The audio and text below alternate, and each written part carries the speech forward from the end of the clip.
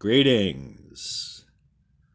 This is lesson number 5 in my ongoing series, and it will be in 2 parts. It's my longest work. It's still an introductory work, and if you like my work, I hope you will subscribe and hit the like button. And at this point, to continue this work, I really need some support. So if you are able, in the description I will have my Patreon account, a link for a monthly donation, or my PayPal for a one-time donation. I really would appreciate it. Today's work is titled Conspiracy Theories, Facts and Fictions. Have you heard about the shape-shifting reptilian aliens who are trying to take over the world? Yeah. Supposedly, lizard-like aliens invaded Earth somewhere near the beginning of our history. But they've remained hidden behind the scenes for thousands of years. Why? Because they are aliens. Supposedly, they bred with humans. Their offspring are called lizard people, but the cool people call them reptoids. According to this conspiracy theory, most of our world leaders are not entirely human. They are lizard people. The lizard theory has millions of believers. From time to time, the host of the late-night radio program Coast to Coast, George Norrie, and his callers provide evidence and fill in the historical details. Some callers claim they have seen classified documents detailing secret meetings between reptilian aliens and world leaders. Others claim they've seen these leaders suddenly changing into another shape, something resembling their dominant reptilian heritage. Their eyes grew longer and looked like the eyes of a reptile, and they began to look a little rough around the edges, which I guess you would expect from a reptile. So it all makes sense. At one time, there was video evidence of this shape-shifting, but further analysis revealed it was a flaw in the technology at the time. These videos were then removed from their popular websites. The historical details are fascinating.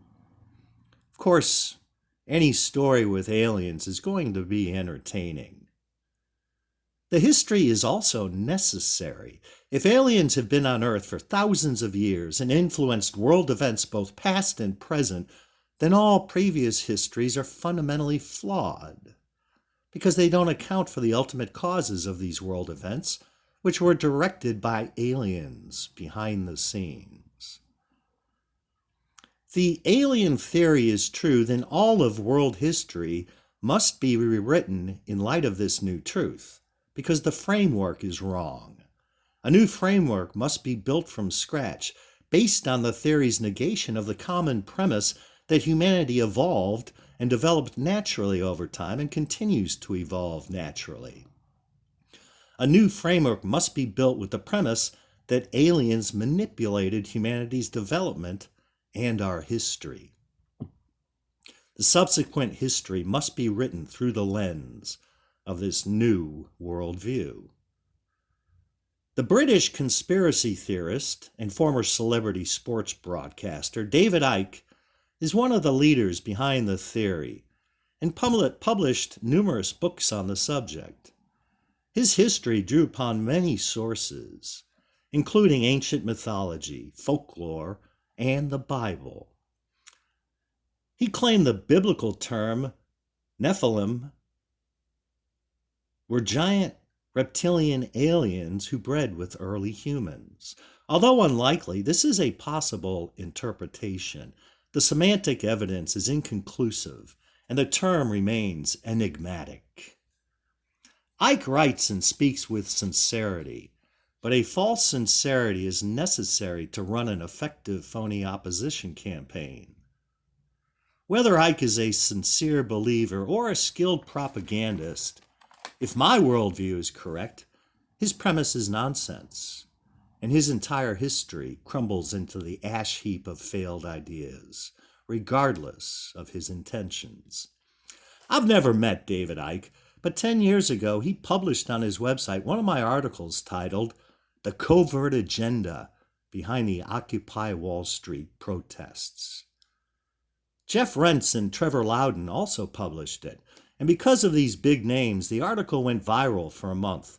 It even reached the Wall Street protesters, which brought some unwanted exposure. On 2 consecutive days, 2 protesters posted my article on their Occupy Wall Street public forum. The first post had 12 comments. Half thanked the intrepid protester for posting my article. They heard rumors that they were not a spontaneous and leaderless uprising, but were being manipulated behind the scenes by the powers they were protesting. I doubt those readers remained in the protest movement, but the other half said my article was nonsense. They didn't explain what parts were nonsense and gave no argument or evidence to prove me wrong. They just said I was wrong, and that was the end of the argument. The next day, the second post had 59 comments when I went to bed that night. I was attacked ad hominem, but my work was not discussed.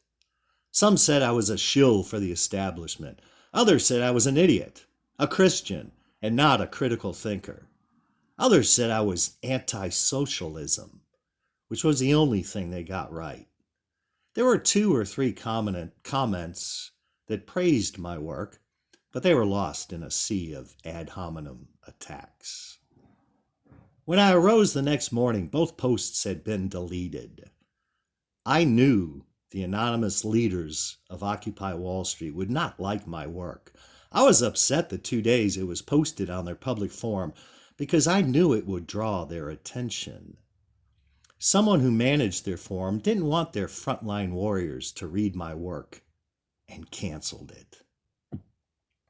Censorship is the last resort to keep the blind from seeing, and when the truth is censored, false narratives are created to fill the gaps. The lizard alien theory hides the ultimate truth that many world leaders are involved in the occult and obsessed with worldly power and riches. Many are possessed by demons, not reptilians. And that is why they are evil. That is why they want more power. And that is why they want to control the world, not because of an alien, reptilian ancestry. Disinformation campaigns dominate our popular public forums, especially those that discuss world leaders and world events, which is why you must evaluate your sources for reliability and reevaluate your old sources. Many sources were created specifically to distribute disinformation. Other sources began with good intentions, but were later coerced by hidden power to mislead the public. There is a lot of unsubstantiated junk published today. Fool's gold, piled up, polished, painted, and repackaged as real gold. Trash heaps cover mounds of real evidence and hide the real gems of truth. What do you think about all the conspiracy theories surrounding the assassination of President John F. Kennedy? Why are there so many conflicting theories? Who do you think killed JFK? I've never asked the last question before, yet I heard that question quite often during the days before the internet. I shook my head every time I heard it. I hated that question. It seems there's the official assassination story, backed by the ultimate judicial authority, the Chief Justice of our Supreme Court at the time, Earl Warren, and 6 other authorities who formed the Warren Commission. Then there are dozens of different conspiracy theories. The Commission's report is 888 pages long, but even so it was incomplete, inconsistent, and sprinkled with logical fallacies, which caused some people to question its conclusions and, by association, our government officials. They knew there was a cover up, and they wanted to know why there was a cover up. This led the CIA to coin the term conspiracy theorists to marginalize anyone who questioned the official narratives established by our authorities in government and our media. I didn't know this fact during the pre-internet days, but every time I raised a disturbing question, I was dismissed as a conspiracy theorist. During my early research, I realized the American public were lied to on a massive scale by our leaders in government, in our media, and in our educational institutions. When I tried to expose the lies, most people brushed off my evidence as a crazy conspiracy theory. The other response was just as annoying. A few eagerly asked, "So you believe in conspiracies? Who do you think killed JFK?" I didn't care who killed JFK. I had deeper issues to discuss, but those people only cared about who killed JFK. JFK created many enemies, especially among the globalists. I don't think we'll ever learn the entire truth, because intelligence agencies were involved. They covered up their tracks, and they keep covering them today. This brings me to another conspiracy theory. Have you heard of the Illuminati? Of course, everyone has heard of the Illuminati. It's in our songs, our movies. It's in our art. It's everywhere on the internet. And everyone has a knee-jerk reaction. A few cry out, "They control everything." Others shake their heads and call the criers conspiracy theorists with no critical thinking ability. They heard that line on the television and use it to end any argument about a conspiracy. They will not budge from their views or their couch.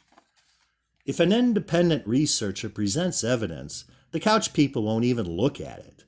They've seen too many news reports that portray every conspiracy theory as nonsense, unworthy of an investigation. I can list dozens of conspiracies that should be investigated by everyone because the evidence is compelling and in many cases it's conclusive. Yet most people are simple-minded or closed-minded and won't consider alternative views. They believe if these conspiracies were real, the mainstream news organizations would have exposed them. Because the mainstream media debunks these conspiracies, they believe every conspiracy must be false. In this age of confirmation bias and cognitive dissonance, that's their only argument. They think it's a solid argument, but it's based on a logical fallacy and illustrates the lack of rational thought among our general public. Most people do little research on their own because they are unable to conduct an independent investigation and bring it to a logical conclusion. The real evidence never reaches the wider public for a number of reasons. Number one, the evidence was covered up. Every conspiracy covers up the evidence to hide their crimes. So the evidence has to be discovered first and then exposed to the public. Number two, our mainstream news organizations prevent any exposure because they are accomplices in the cover-ups. Number three, big tech and its social media are also involved in the cover-ups. They control the flow of information and use algorithms that censor the real evidence. And the fourth and final reason is that the public doesn't care about the evidence. They believe no amount of evidence could change their minds. The case is closed, and so are their minds.